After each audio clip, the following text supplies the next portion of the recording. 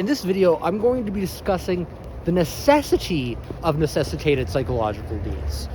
So, yesterday, I posted a video, and I'm going to be posting this video the day after that video in regards to a discussion about the necessity of necessitating psychological needs. Not so much the necessitation of psychological needs, but why it's meaningful. And when we're thinking about others in regards to their psychological needs, we have to recognize and realize, more importantly, that it's actually a necessity. It's not so much that the need itself is universal and that's what makes it a need, but rather that if they're to engage in specific perception, action, behavior that's meaningful, they're going to need certain things and certain subject matters to have access to knowledge. So, for example, if you have a job and you're engaging meaningfully in that job, there are certain prerequisites to being able to do that establish the good enough and necessary conditions for you to be able to do that, such as a specific work uniform and knowledge, access to knowledge and meaningful knowledge and a wealth of meaningful knowledge, not just a little bit, but well-defined knowledge specific only to what you need to know to be able to perform your job meaningfully, rather than meaninglessly and arbitrary, because that can be unsafe and can actually damage our physical health and psychological well-being, and physical well-being as well as psychological health and psychological well-being, most importantly, and can prevent us from living meaningfully as well.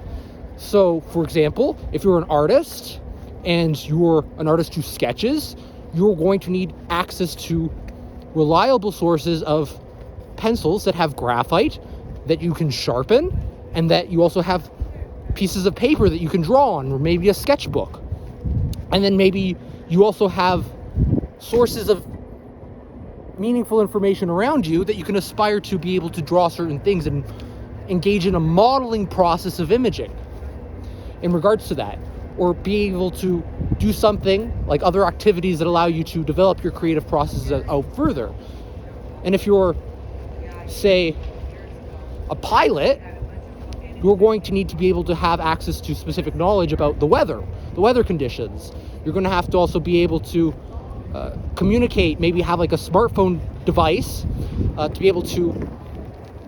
coordinate information with other individuals about where you're going potentially, but also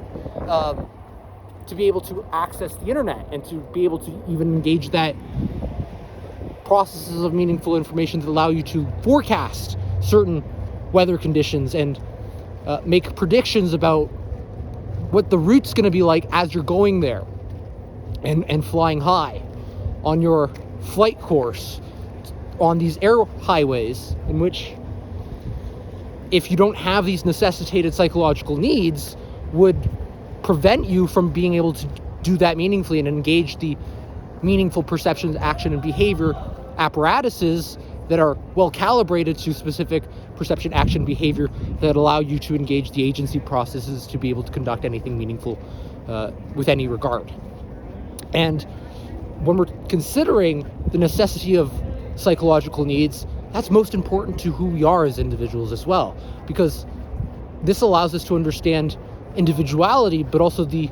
beauty of diversity that comes from that understanding that we are individual, whom are not the same as other individual, and who have a unique self and unique psychological needs, intrinsic to what it means to be a human being and to have self-intelligence processes that allow us to engage self-virtues that contribute positivity to future moments of existence, and that proliferate the motivations of the higher self rather than the id, that tends to be something that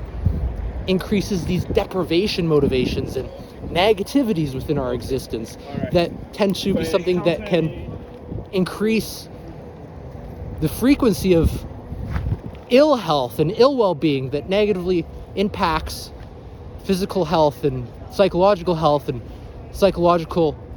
well-being, as well as physical well-being, that is encompassed in psychological well-being, and which meaningful living is ultimately conducive to. If we're trying to live meaningfully, it's important to understand what our psychological needs are that allow us to experience optimals of psychological well-being. And that's all I want to say for this video. I hope you have an awesome one. Enjoy. Bye.